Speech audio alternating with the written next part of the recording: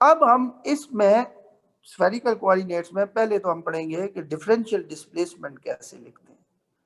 यानी अगर आप स्फीयर की सरफेस पे एक पॉइंट से किसी बहुत क्लोज पॉइंट पे मूव करते हैं, ठीक है, यानी इन्फिनिटेसिमल स्मॉल स्टेप लेते हैं by changing all the three variables by tiny amount D R, D theta and D phi. यानी दूसरे लफ्जों में आप यूं कह लें कि जब आप स्फीयर की सरफेस पे मूव करते हैं from a point that has coordinate R theta phi to another point that has coordinates R plus D R theta plus D theta phi plus D phi. बात समझ आ रही है? Where dr, d theta, d phi all approaches to zero mean all are infinitesimally small। बात clear है बेटा? जी sir. जी तो सवाल ये है कि इस पॉइंट से इस पॉइंट पे मूव करने में जो आप differential displacement small displacement cover करते हैं वो किसके इक्वल होगा? तो बेटा आपका वो डिफरेंशियल डिस्प्लेसमेंट इसके इक्वल होगा। बेटा ये बिल्कुल मैंने आप उससे कंपैरिजन कर लें कि जो मैंने कल डिफरेंशियल डिस्प्लेसमेंट लिखा था कार्टेशियन कोऑर्डिनेट्स में, अगर आपको याद हो तो वो था dl vector is equal to dlx into x unit vector plus dly into y unit vector plus dlz into z unit vector। याद आ गया? जी सर। तो जाहिर है यहाँ तो variable change R theta phi है, तो जाहिर है उसी के मुताबिक मैं लिखूंगा यहाँ पे D L R into R unit vector plus D L theta into theta unit vector plus D L phi into phi unit vector. बात समझ आ रही है? जी सर। हाँ, वेयर डी एल आर जो है बेटा that is infinitesimal element of length in are direction. ठीक है, जिस तरह डी एल एक्स को हमने कहा था infinitesimal element of length in x direction, so यहाँ पे DLR होगा infinitesimal element of length in theta in are direction. बात समझ आ रही है बेटा? जी सर।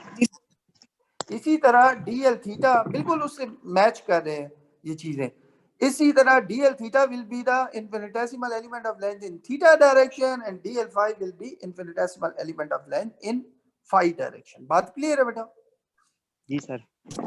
अच्छा, क्योंकि आप यूज टू हो गए, मैंने कहा है कि बिल्कुल जैसे पीछे हम करते आए हैं इसी तरीके से आपने लिखना है। तो बेटा आप सोचते होंगे कि पीछे हमने क्योंकि लिखा था DLX is equal to DX, DLY is equal to DY, DLZ is equal to DZ, तो शायद हम यहां भी लिख लेंगे DLR is equal to DR, DL theta is equal to D theta and DL phi is equal to D phi. बात clear है? जी सर। ठीक है ना? आप सोचते होंगे कि हम ऐसे यहां भी लिख लेंगे, लेकिन बेटा DLR तो DR के इक्वल है, लेकिन DL थीटा D थीटा के इक्वल नहीं है और DL फाई D फाई के इक्वल नहीं है। अब जाहिर है अगर मैं ऐसा कहता हूं तो ये तो नहीं है कि मैं आपको फोर्स करूं कि इसको मानो, मुझे लॉजिक देनी पड़ेगी आपको कायल करने के लिए कि मैं ठीक बात कर रहा हूं। Okay, yes. क्या मैं क्यों ठीक बात कर रहा हूं? मैं क्यों कहता हूं कि DLR तो DR के इक्वल है, DL theta DL theta D theta के इक्वल नहीं है और DL फाई D फाई के इक्वल नहीं है। इसके लिए मुझे लॉजिक देनी पड़ेगी। बेटा आप अपनी पिछली क्लासेस में ऐसा पढ़ चुके हैं कि फिजिक्स में कोई भी इक्वेशन तब तक आप उसे वैलिड मैथमेटिकल इक्वेशन नहीं कह सकते जब तक कि आप उस इक्वेशन के दोनों साइड्स पे डायमेंशंस इक्वल ना हो, सेम ना हो। Yes sir. बात समझ आ रही है?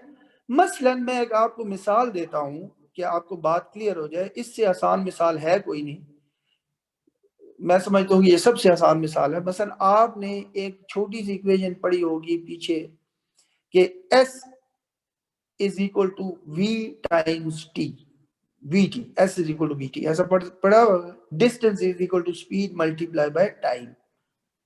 बात समझ आ रही है?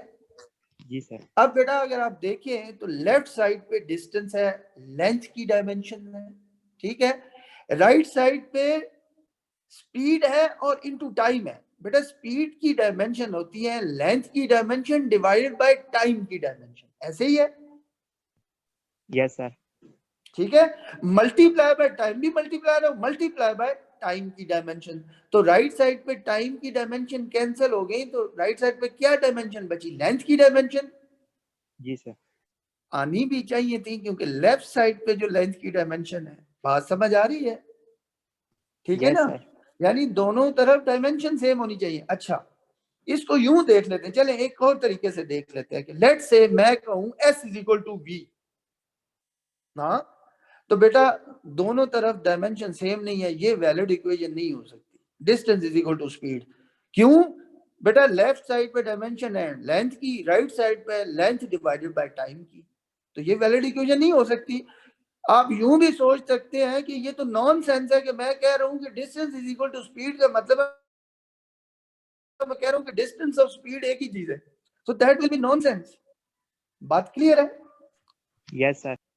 या मैं अगर कहूं कि s is equal to T, distance is equal to time, left side पे लेंथ की डायमेंशन, राइट साइड पे टाइम की डायमेंशन है, तो ये कैसे इक्वल हो सकती है, नहीं हो सकती, ठीक है ना। उसकी वजह ये है कि मैं आम जबान में अगर मैं कहूं तो मैं कहूंगा कि डिस्टेंस को मैं कह रहा हूं कि डिस्टेंस और टाइम एक ही चीज है, तो दैट विल बी नॉनसेंस। बात समझ आ रही है? तो क्लियर यस होता सर। है, होती है बात, ये आपका प्रीवियस नॉलेज है कि दोनों तरफ डायमेंशन सेम होनी चाहिए, ठीक है।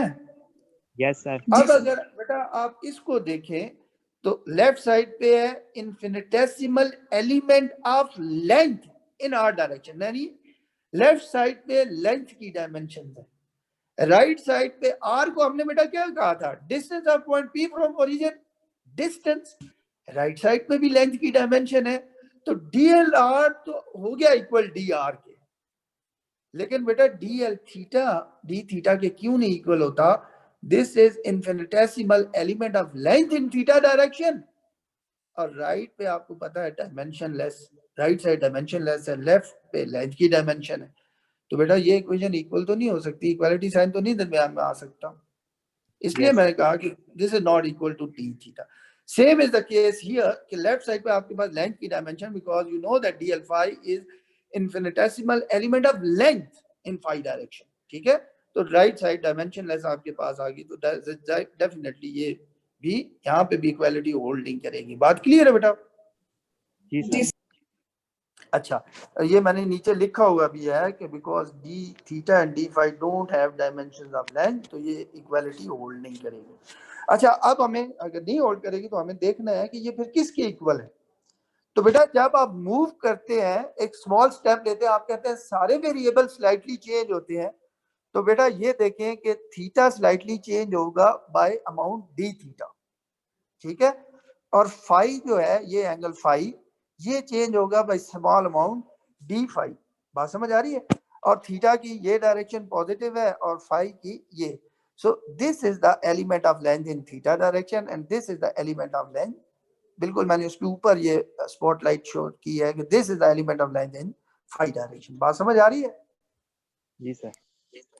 इसको बेटा मैंने एक और तरीके से भी ड्रॉ करने की कोशिश की है। अच्छा चलें, इसको मैंने अलग यहाँ भी ड्रॉ किया है, लेकिन पहले आप ये देख लें कि बेटा आप मैथमेटिक्स में ऐसे पढ़ते आए हैं कि अगर कोई पार्टिकल एक सर्कल पे मूव कर रहा हो, ठीक है, let's say at any instant of time particle is here at this point, यहाँ पे है, यहाँ पे।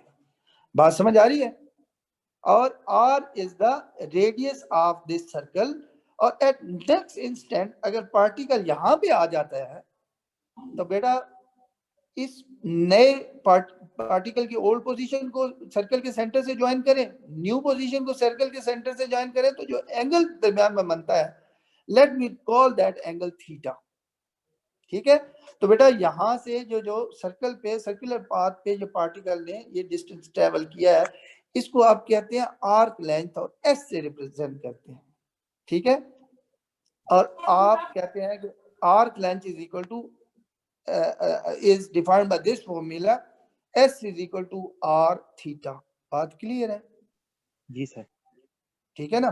अब बेटा आपको पता है कि ये जो ये पॉइंट P है, ये अगर z एक्सिस के ऊपर होता तो जाहिर है थीटा 0 होता, और मैंने कहा कि ये इस तरफ इंक्रीज करता जाएगा, ये एक सेमी सर्कल को फॉलो करते हुए नेगेटिव z एक्सिस पे जाके खत्म हो जाएगा। बात समझ आई? यानी एक सेमी सर्कल बनता है जिस तरह मैंने यहाँ बना के शो किया है, ठीक है। तो बेटा ये सेमी सर्कल है। अच्छा, ये है, ये वो लेंथ है जो कि direction of increase of theta यानी D L theta infinitesimal element of